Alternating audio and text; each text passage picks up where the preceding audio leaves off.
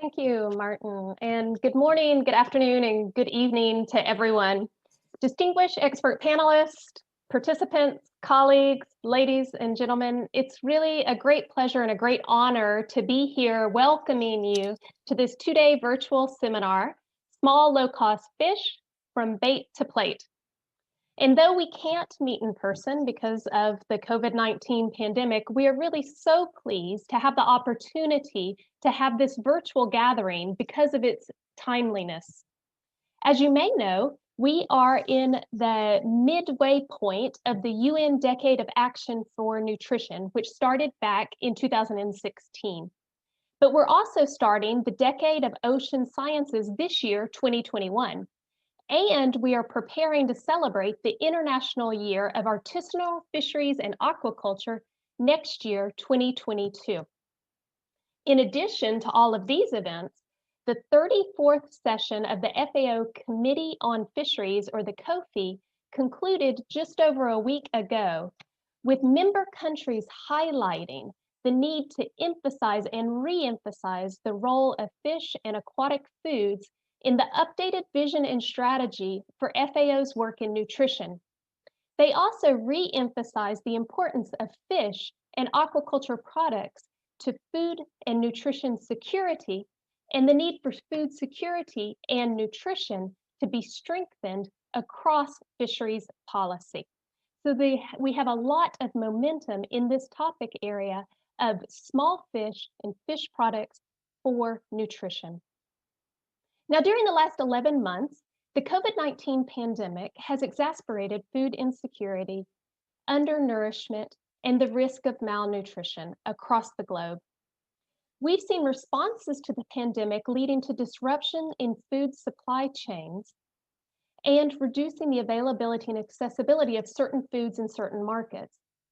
But perhaps even more widespread and perhaps even more disruptive have been the loss of livelihoods and incomes for millions and millions across the globe, exemplifying some of the specific fragilities in our food systems and highlighting the importance of global coordination to promote healthy diets through food systems that are inclusive, sustainable, and resilient. The sessions over the next 2 days will highlight recent research in small fish value chains. Thus, our titles From Bait to Plate. Strengthening these value chains can help us maximize their potential for food and nutrition security in protracted crisis, such as in the case of strengthening food systems during a pandemic. Also, for strengthening inclusive social safety nets and for ensuring small fish continue to provide an important part of healthy diets for millions of people in day-to-day life. Because small fish are still relatively inexpensive, this can be particularly important in resource-poor settings in support of those in lower incomes and in vulnerable households. Today, we'll gather panelists from Dried Fish Matters, Fish for Food, Econ F3, and Small Fish Food Projects, as well as FAO colleagues and other valued participants to reflect on the overlooked yet fundamental role of small fish for nutrition and to promote awareness of their importance in inclusive, sustainable, and resilient food systems. The high-level panel of experts of the Committee on World Food Security, or CFS, recognize the essential role of fish and aquatic foods in food system strategies because they are a unique source of long-chain fatty acids, numerous essential micronutrients, and animal protein. And the small fish we will look at over the next 2 days are no exception. Our first speaker, Dr. Tilsted, will expand on the nutritional value of small fish, describing for us how they can be consumed whole and complement other foods in the diet. Because in many cases in the world, small fish are indeed traditionally consumed with the head, with the bones, with the eyes, and the viscera, small fish consumption produces minimal food losses and waste. an advantage in the quest for sustainable food systems.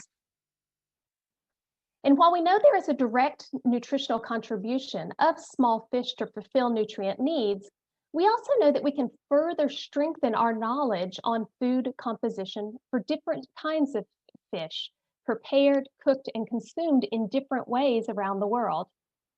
The FAO in Foods User Database for Fish and Shellfish, or UFish, provides nutrient values for all types of fish, raw, cooked, and processed.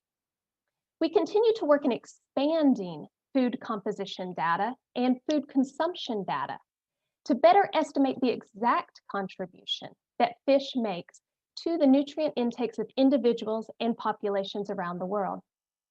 Expanding the data and evidence on fish for supporting healthy diets from sustainable food systems has the potential to increase the recognition of this thus so far under-recognized source of fish in food security and nutrition decision-making and policy. But it's not only the direct nutritional impact. Participation in small fish value chains also has indirect impact on nutrition by providing opportunities for employment and livelihoods. In late 2019, the International Symposium on Fisheries Sustainability highlighted the need to use the best available science for food policy and nutrition action to make progress towards SDG 2. Today, we start a two-day seminar organized in continuity of this strong call for more consolidated actions towards the inclusion of aquatic foods, such as small fish, in food systems dialogue and food policies, while also raising awareness on nutrition-sensitive policies and programs in the fisheries sector. Despite evidence of the role of aquatic foods in addressing stunting, wasting, undernutrition, and non-communicable diseases, aquatic foods, such as small fish, are not sufficiently promoted. National food-based dietary guidelines provide an excellent tool for promoting small fish. They're ideally developed by taking into consideration not only the health and nutrition needs in a country, but also the environmental, sociocultural, and socioeconomic context of a country. Governments can use food-based dietary guidelines to outline what constitutes a healthy diet to guide their population, while at the same time taking steps to ensure that a recommended healthy diet is available, affordable, and accessible by aligning other food-related policy and program to their food-based dietary guidelines. Now, there are a few examples where food-based dietary guidelines specifically mention small fish, places like Cambodia, Sri Lanka, and Thailand, just to name a few. Another entry point for strengthening small fish value chains is the inclusion of low-cost small fish in homegrown school meals programs. FAO has success from which lessons can be learned and shared, working in collaborations with governments such as in Angola, Honduras, Peru, and Ghana to explore pathways for inclusion of low-cost fish products from small fish or fish byproducts even, which are desirable for children and adolescents, and therefore can make significant contributions to healthy diets through homegrown school meals programs.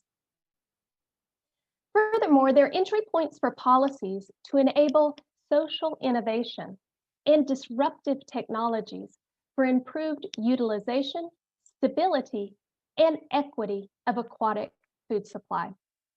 We must unleash new networks of supply chain governance, which include marginalized and vulnerable groups, such as small-scale fishers and fish processors, and especially include women, to achieve socially just and inclusive food systems. Women are often involved in fisheries post-harvest sector and have strong potential to develop innovative and culturally acceptable products from small fish and other aquatic foods. And evidence shows that when women have access and control of assets and resources, they spend it on nutrition, health, and education for the household. Thus, inclusive supply chain governance that is gender transformative for the most vulnerable can help break the intergenerational cycle of hunger and malnutrition. We will see examples over the next 2 days of the potential of small fish and fish products to decrease food loss and waste and increase the nutritional value and safety of diets by utilizing all parts of the fish. Innovative products can stabilize supply through extended shelf life of affordable, safe, and nutritious foods that can be processed in times of plenty and then consumed throughout the year. This meeting will take a foods systems approach to explore the role of small, low-cost fish, taking a deep dive, yes, I said that pun, taking a deep dive into the various components of the framework of food systems for diets and nutrition to explore the role of the various segments of the small fish value chain in meeting food security and nutrition needs, particularly for the most vulnerable. We'll be talking about examples from 4 research projects, as Martin has already discussed. These projects come from different parts of the world, from sub-Saharan Africa, South Asia, and Southeast Asia. The sessions are going to explore various food systems drivers, small fish supply chains, aspects of the food environment, and consumer behavior and dietary choices. It will also be exploring cross-cutting themes such as gender and its importance for nutrition-sensitive small fish value chains. So on behalf of the FAO, I warmly welcome all of you, both participants and panelists. I also thank the co-organizers of the event, those from the Dried Fish Matters, Fish for Food, Econ F3, and Small Fish Food projects. Thank you for supporting this event with FAO. I look forward to hearing from you and hearing from your institutions and their contributions and your guidance for our common goal, the recognition of small fish in healthy diets from inclusive, sustainable, and resilient food systems. Best of luck in all of your deliberations, and thank you very much for the opportunity to get us started today in this important event. Thank you.